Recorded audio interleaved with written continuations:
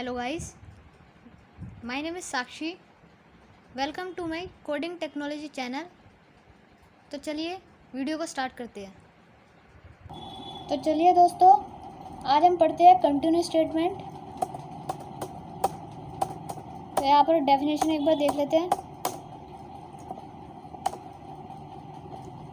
तो continuous statement की definition है जैसे यहाँ पर लिखी हुई है। The continue statement in C programming works somewhat like the break statement instead of forcing termination. इसका मतलब यह है कि ब्रेक स्टेटमेंट की तरह ही थोड़ा है। It forces the next iteration of the loop to take place, skipping any code in between. For the loop continue statement causes the conditional test and increment portion of the loop to execute. इसका मतलब ये है कि continuous statement में हम break statement में क्या करते थे, हमारा जो फॉर लूप है, अगर हम जैसे हमने पिछली वीडियो में देखा था कि इफ़ आई इक्वल टू अगर हमने 6 करा था तो 1 से लेकर 5 तक हमें वैल्यू प्रिंट हुई थी, बाकी वैल्यूज हमारी प्रिंट नहीं हुई थी। क्यों? क्योंकि हमने ब्रेक स्टेटमेंट लगाया था। लेकिन कंटिन्यूस स्टेटमेंट में ऐसा नहीं है, थोड़ा ब्रेक की तरह ही है, लेकिन थोड़ा सा ये है कि जैसे कि वो फॉर लूप को हम वहाँ पर लगाएंगे कि इफ़ आई इक्वल टू 6 और कंटिन्यू, जब 1 से लेकर 10 तक जो वैल्यू हम प्रिंट कर रहे हैं वो 1 से लेकर 10 तक वैल्यू प्रिंट करेगा। लेकिन जब कंटिन्यू में जो हमने इफ़ आई इक्वल टू 6 लिखा है वो 6 वैल्यू प्रिंट नहीं होगी, वो स्किप कर देगा। इसमें बोला है स्किपिंग एनी कोड, ठीक है। वो नेक्स्ट इटरेशन पर पहुंच जाएगा, यानी कि वो लूप को कंटिन्यू कर देगा, लेकिन उस स्टेटमेंट को प्रिंट नहीं करेगा जो हमने जहाँ पर कंटिन्यू लिखा है। आई होप आपको समझ में आ गया होगा, ठीक है।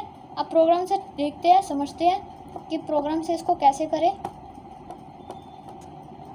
तो दोस्तों, जैसे हमने कंटिन्यूस स्टेटमेंट की डेफिनेशन समझी थी, अब हम प्रोग्राम को देखते हैं। तो पिछली वीडियो की तरह ही जो हमने प्रोग्राम जैसे लिखा था, बस उसमें थोड़ा सा चेंज कर दिया कि वहाँ पर मैंने कंटिन्यू लिख दिया है ब्रेक की जगह। तो अब देखते हैं कि इसका आउटपुट क्या आता है।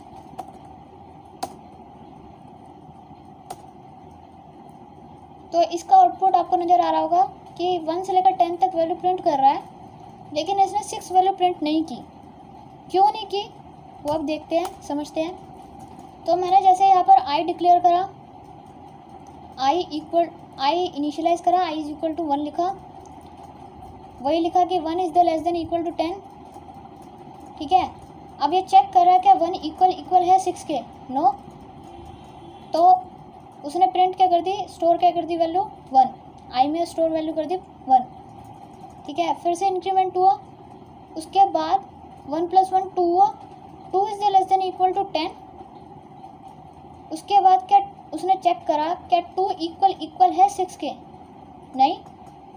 तो ये इस वाली कंडीशन में नहीं जाएगा और इसने आई में अब क्या स्टोर कर दी वैल्यू 2।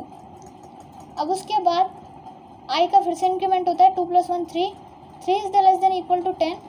अब फिर से वो चेक करेगा क्या 3 इक्वल है 6 के? नो।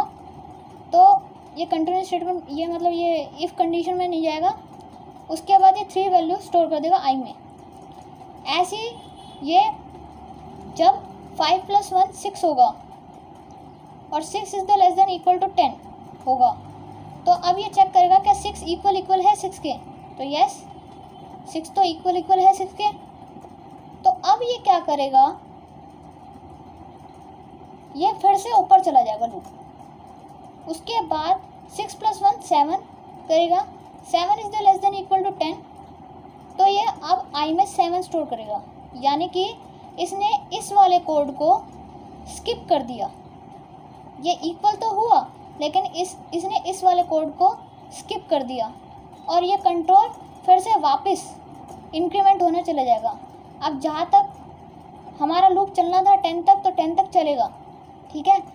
उसके बाद ये सारी वैल्यूज़ हमें प्रिंट करके दे देगा, बस 6 के अलावा। तो यहाँ पर मैंने फॉर लूप के बाद मैंने यहाँ पर लिखा हुआ है डिज़ाइन करने के लिए, थोड़ा यूज़र को बताने के लिए तो मैंने यहाँ पर लिखा हुआ है जैसे कि value is print from 1 to 10 but skip the 6 value. क्यों? क्योंकि हमने कंटिन्यूस स्टेटमेंट लगाया। तो आई होप आपको कंटिन्यूस स्टेटमेंट समझ में आ गया होगा।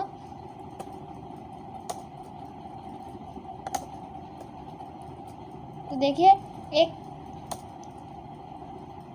एक से लेकर 10 तक इसने वैल्यू प्रिंट कराई हमें, बस 6 को छोड़ के। ठीक है, तो आई होप आपको कंटिन्यूस स्टेटमेंट समझ आ गया होगा, प्रोग्राम के उससे भी और थ्योरी के उससे भी। तो थैंक यू गाइस।